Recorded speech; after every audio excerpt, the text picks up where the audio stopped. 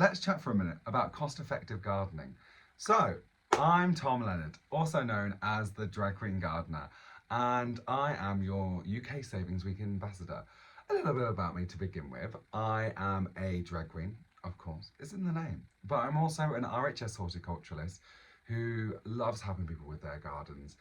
And not just that, I've worked for some garden design companies, I've worked on an estate, had my own allotment, and I've worked with a fair few brands to encourage people to get more about growing and to get more in touch with the natural world. I am here today to chat to you about cost-effective gardening along with UK Savings Week. I think that UK Savings Week is a brilliant idea. As a young person myself who is currently renting, I'm also trying to get on the property ladder, and that's the thing that I'm saving for. Whether it's a holiday or a treat for yourself or a property that you're trying to buy like myself in these quite tricky times, what it is to save, this initiative is just brilliant. And I think any help that we can get in terms of saving is, and any advice is just brilliant. So, with cost effective gardening, to begin with, what I'd love to do is give you a list of plant kind of ideas of what you can grow. Growing your own doesn't mean that you have to break the bank going to garden centres and spending loads and loads of money on plants. It's not about that. It's not about how much you spend, and yeah, it's not about having all the mod cons in the garden kind of centre. It's not about having the best greenhouse. For me, it's all about the process and the joy that I can get from that. But also, there are so many plants out there, if you didn't know this, that give you so much more variety than just looking pretty. So for instance, number one would be annuals. Annuals are a plant that have a 1 year lifespan, but they are so simple to grow. They're possibly one of the most easiest plants to have and to grow from seed. An example of this would be sunflowers. Sunflowers are a seed that you sow in the spring and it would have a great bloom in the summer, and then you plant again the same next year. And you know, actually, I didn't put sunflowers on this list, but I maybe should have, because I don't know about you, but sunflowers give me so much joy. Calendulas are just a beautiful, vibrant plant. I personally love the orange ones, and the leaves, you can use them in like calming soaps and balms. So if that's your thing, I definitely consider calendulas. I've also put down cosmos and sweet peas. Cosmos and sweet peas are just brilliant because you keep having to keep cutting off the flowers. So what that means is you take off the flowers and it produces more and more and gives you a longer space in summer for that growing season. They fill up a great border, or if you've got a balcony, you know, you can grow them quite high.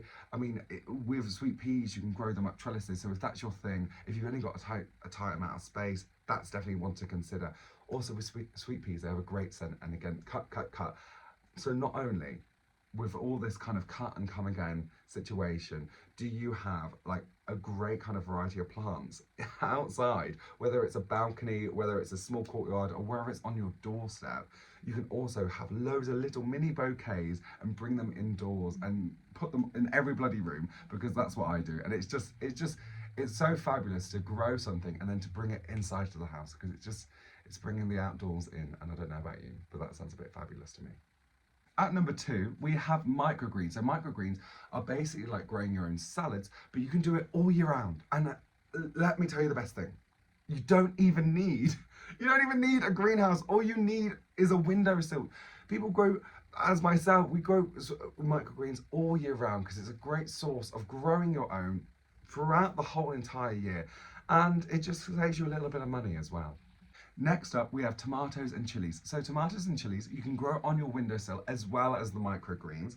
So you're saving yourself a little bit of money there as well. But also, you get so much of this. When people grow tomatoes, you don't, or chilies, you don't really need loads and loads of space. That's the best, one of the best parts of it. But the second best part is not only are you growing your own stuff and it doesn't take a loads and loads of space or time, you get so much produce just from one plant. So even if you buy a packet of seeds and you only use like a few of the, like 5 of the seeds in, I don't know, the 50 that are in the packet, you get so much fruit that come from that one seed. So why not grow that? What I love to do is, because I can't eat all the tomatoes from one plant in 1 year, I love freezing them or making a salsa and freezing them for later on in the year. So maybe in the winter, maybe you want like a spicy tomato soup or something like that.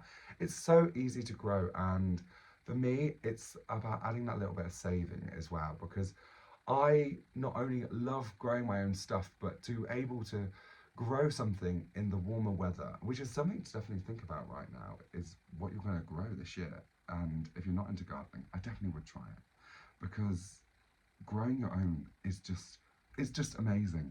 Having something that you've grown in the summer and then bringing it into the winter, it's just it's just, it brings you so much joy, but also it tastes so much better as well. Like, honestly, herbs, herbs, herbs. Oh my god, we all end up spending money on herbs. I mean, if you don't season your dinner, then I don't know what you're doing. But if you can season them with fresh herbs, makes such a difference.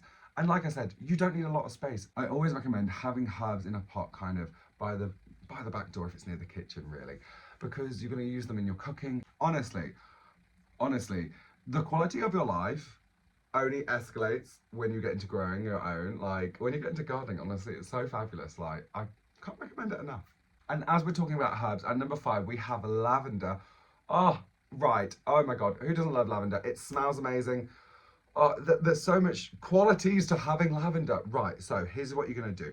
Pop it in a pot by your doorstep if you haven't got a space. Again, you don't need to have all these acres of land to be a gardener. You can just have a little pot. Why not? But yeah, like, so lavender smells amazing. Have it in a little pot. If you hang your clothes out to dry in the summer, you know your little clothesline, pop the lavender underneath the clothes and underneath the clothesline, because what that does is when your clothes are drying, it scents it with all the lavender and it's delicious. And not just that, you can take off the lavender heads, put them in a little fabric bag and pop them under your pillow, because it just smells amazing. And who doesn't want to go to bed smelling a fresh lavender? Helps you sleep as well. Those are my tips so far for today. I really hope you have a great day. And yeah, try gardening. It's just fabulous. Good luck saving.